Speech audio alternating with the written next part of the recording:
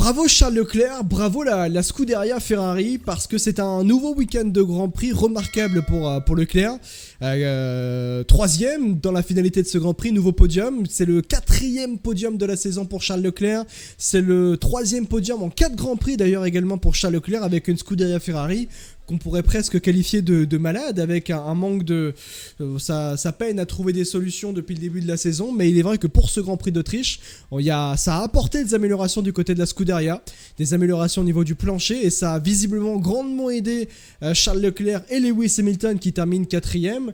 Là, dans la globalité, avant même de parler, on va dire, dans le sens de la voiture plus particulièrement, juste Leclerc qui encore réalise un immense début de saison.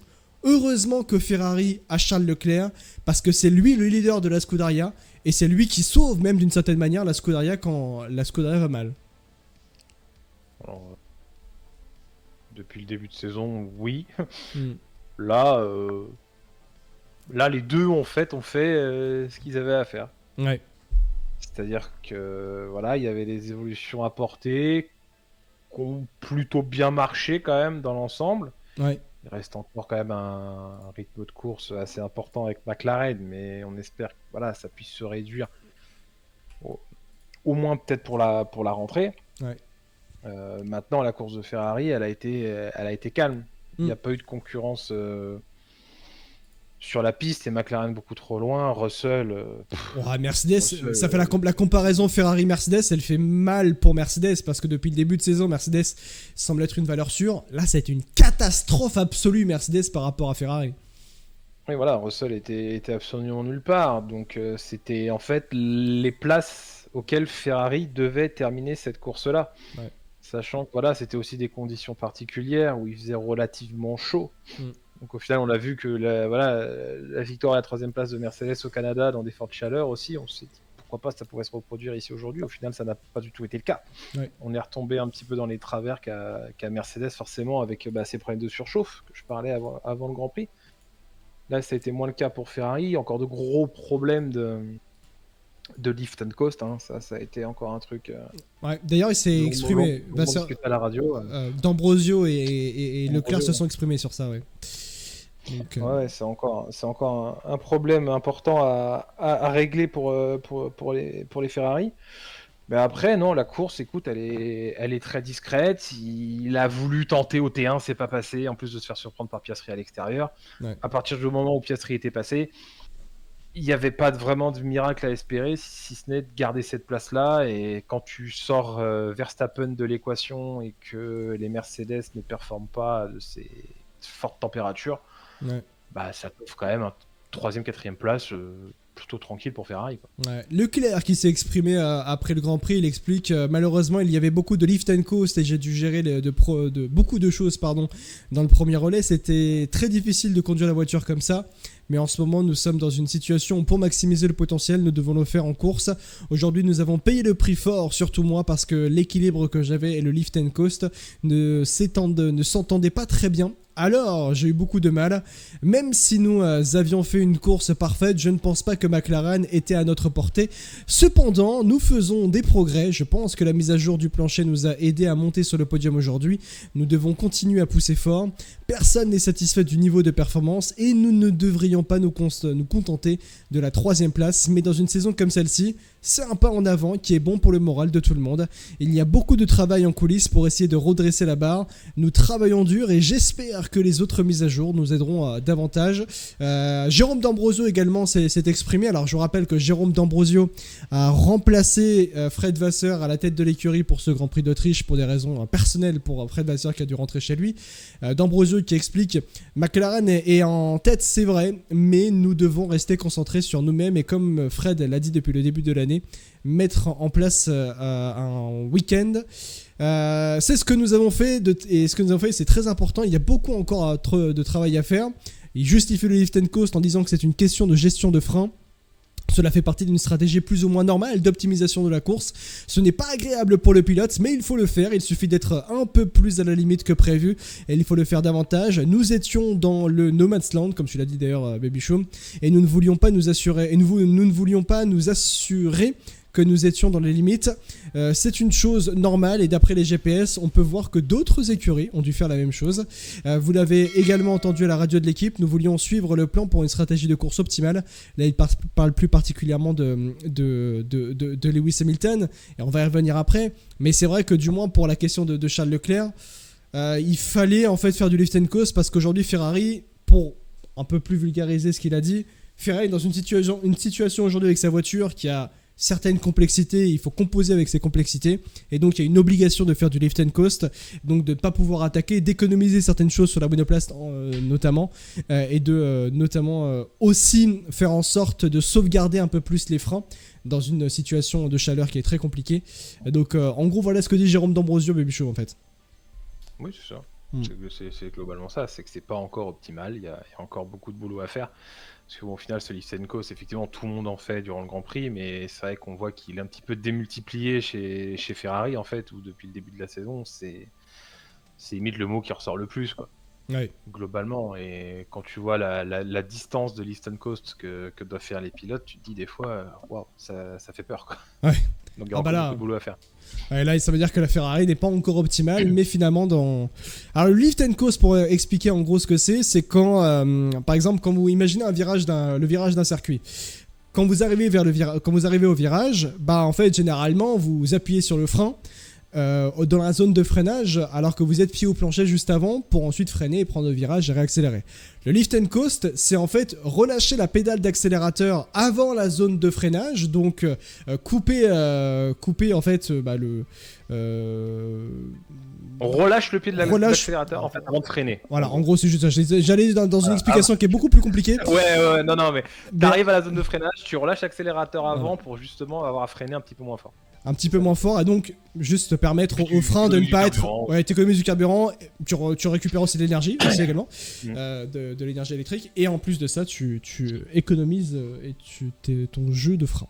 Donc voilà. MDR Cambrien demande à Charge de faire de l'int and coast à la fin du premier tour de formation, j'étais proche de me tirer une balle. Et oui. C'est dur, c'est dur. Quand tu dois quasiment être à plus de 50 mètres de lift and coast à chaque virage, tu souffles, quoi. C'est clair. Leclerc, on en a parlé. Hamilton, 4ème de ce Grand Prix. Hamilton qui a réalisé peut-être sa meilleure partition avec Ferrari depuis qu'il est arrivé dans la Scuderia. Alors c'est vrai que le Grand Prix de Imola, c'est vrai que ça aussi c'est un très beau Grand Prix de Lewis Hamilton, même si il partait très loin. Là, 4ème de la finalité, c'est très bien. Hamilton qui déclare, pour ma part, en qualification, nous avons eu un petit problème dans le dernier tour et j'ai perdu un 10e décisif. En course, j'ai encore un peu de mal avec cette voiture. Il y avait du sous-virage, surtout à haute vitesse. Et ces problèmes sont constamment un problème et j'ai dû les gérer. Compte tenu de cela, nous quittons le Red Bull Ring dans une meilleure position qu'auparavant. Nous devons donc continuer à pousser, à attaquer et à nous améliorer. En tant qu'équipe, je pense que nous avons progressé, c'est très positif. Merci à toute l'équipe, je suis vraiment reconnaissant à tout le monde, ou de tout le monde plutôt, c'est plus français. Je pense que c'est très bien de faire un pas en avant et d'être la deuxième équipe la plus rapide. C'est un point important, je suis assez d'accord avec Hamilton et un peu tout ce qui ressort des déclarations. Aujourd'hui, Ferrari a fait un pas en avant, mais surtout Ferrari ressort enfin d'un week-end de Grand Prix de F1 avec le moral qui va mieux en fait finalement. Ferrari va peut-être d'une certaine manière factuellement mieux. Oui, alors pas d'enflammade encore une fois. Non mais je t'ai pas dit que ça allait gagner à Silverstone. J'ai dit que ça va mieux. Après on partait tellement loin avec Ferrari, tu me diras. Mais ça va mieux quand même, voilà. Ça va globalement mieux. Le week-end s'est plutôt bien déroulé, hormis le vendredi qui a été quand même vachement compliqué. Même une partie des FP3 le samedi qui était pas top, mais on va dire que voilà, sur les moments importants qui ont compté, la qualif et la course, globalement ça s'est plutôt bien déroulé. Pour une fois, les Ferrari sont partis à l'avant de la grille et ont fini 3 et 4. Donc là-dessus, voilà, il y a eu des problèmes en moins à gérer, comme des pilotes à doubler, des stratégies à faire, ou ce genre de choses. Là, ils étaient dans leur monde à l'avant et ils avaient juste à dérouler le plan initial. Mais ça, c'est passé justement par une amélioration en fait en qualification. Ouais. Donc là-dessus, c'est sûr que oui, c'est un point en avant. Maintenant, ça, il faut que ça se confirme. Ça, clairement, il faut que ça se confirme. Il faut qu'à la rentrée, parce que voilà, il faut que cette progression déjà continue la semaine prochaine à Silverstone et ensuite à Spa, mais il faut que au retour des vacances, il faut que cette dynamique aussi puisse continuer dans ce sens-là. Ouais. Sachant qu'il y a eu des améliorations sur le plancher qui sont arrivées pour la Scuderia durant ce Grand Prix d'Autriche, et pour le Grand Prix de Grande-Bretagne à Silverstone de la semaine prochaine. Il serait prévu, je dis bien il serait parce qu'il n'y a pas de confirmation de la Scuderia et ils veulent pas trop en parler, mais normalement il y a la suspension arrière, une nouvelle suspension arrière qui devrait arriver à Silverstone qui pourrait être game changer. Bon, on va mesurer un peu les propos. Mais bon, ça peut être intéressant, sachant que Leclerc a dit dans une déclaration qu'il espérait tout de même à Silverstone. Ça me manque vraiment de ne pas gagner, ou ça me manque vraiment de gagner plutôt. J'espère que Silverstone sera la bonne. Voilà. Ben, moi aussi, j'espère. Faut espérer. Que Silverstone sera la bonne. Hey, bien sûr. L'espoir fait vivre. Hein. Tu sais, donc moi aussi j'aimerais bien qu'on gagne à Silverstone, en tout cas le plus tôt possible. Ouais. Et ça, il faut des garanties aussi en piste. Et pour le moment, ces garanties, on les a pas pour aller chercher la plus haute marche. Ouais, c'est clair. Alors, petit point aussi, alors c'est un truc sur lequel je suis tombé tout à l'heure pendant le Grand Prix, parce que c'est vous qui dans le chat, vous m'en avez informé de ce tweet notamment en question. Alors, pour rappel, et ça permet de faire un petit rappel au respect quand même. En gros, Vasseur n'était pas là en fait pour ce Grand Prix d'Autriche, pour ce dimanche de Grand Prix d'Autriche, car il a dû rentrer chez lui pour des raisons personnelles. Ça ne nous regarde pas, c'est encore une fois la question personnelle. Pour être honnête, quand tu pars d'un endroit pour aller, tu quittes ton travail, surtout aussi loin en Autriche pour retourner chez toi, chez toi, c'est malheureusement pour des raisons qui peuvent, attention, être tristes. Et là, en fait, potentiellement des malheurs de Frédéric Vasseur, il y a quand même un journaliste italien, journaliste de la Gazzetta dello Sport, qui a quand même balancé une info qui va pas faire plaisir à Vasseur et qui, dans une situation potentiellement aussi dramatique, est quand même très dommageable. Il dit, allez, prochainement, c'est Antonello Coletta qui va devenir nouveau patron de la Scuderia Ferrari prochainement. Sous-entendu, Vasseur viré. Et on est à quel niveau ? On m'avait dit la classe est l'italienne, les amis. Alors là, c'est exceptionnel. Le respect, l'humain, je sais pas. Visiblement, ça n'existe pas en Italie et c'est d'un ridicule et c'est d'une aberration. Et je sais pas comment on peut oser se regarder dans le miroir en faisant ce genre de choses, pour être honnête. Hein. Mais bon. Le journaliste qui va avoir l'info en premier, ouais. Journaliste qui s'en fout de ce qui se passe à droite à gauche et qui veut balancer son info ouais. à des moments où lui s'en fout finalement. Tant que ça l'arrange et qu'on parle de lui. C'est malheureusement comme ça que ça marche aujourd'hui. Ouais. Sur les médias sportifs notamment, sur les italiens comme ça, ouais. les transferts. Oui, italien. Après, c'est des pays aussi où c'est assez sensationnaliste. Hein, quand tu vois par exemple les médias espagnols aussi qui sont pas mal dans ce domaine-là. Ouais. Oui, c'est regrettable, mais malheureusement ça m'étonne pas. C'est clair. Bon, déjà, pour terminer, juste on va espérer que tout se passe bien pour Vasseur et son entourage et pour sa famille, et c'est le plus important, bien sûr, les copains. Donc voilà pour la Scuderia Ferrari, avec forcément une magnifique performance de la Scuderia Ferrari. Ça prend la 3e et la 4e place dans un moment important pour la saison, il est bon de le rappeler. Et pour Leclerc aussi, encore une fois, Leclerc leader de la Scuderia incontesté, avec 3 podiums en 4 Grands Prix, avec une Scuderia Ferrari malade. BG quand même, hein. Franchement BG. Ouais. Incroyable ce que produit Leclerc, qui sort de sa meilleure saison en Formule 1 l'année dernière en plus. Bien sûr. Et ça repasse devant Mercedes. Voilà. Ah oui, tiens, oui. Et oui, au constructeur. Pour un petit point, mais ça repasse devant Mercedes. Effectivement, Ferrari qui prend la 2e place au constructeur pour 210 points. 209 pour Mercedes également. Bravo à la Scuderia Ferrari, parce que bon, après ça va peut-être changer effectivement en Grande-Bretagne, mais c'est très bien. Donc, après, ce qui est marrant, c'est que tu mets les points de Ferrari et de Mercedes, t'as quasiment le total de McLaren à 2-3 points près. Hein. 210, donc 210 plus 210, ça fait 420, et vous enlevez 1, ça fait 419, effectivement. De McLaren, 417. Et si on associe Ferrari et Mercedes, ça fait 419.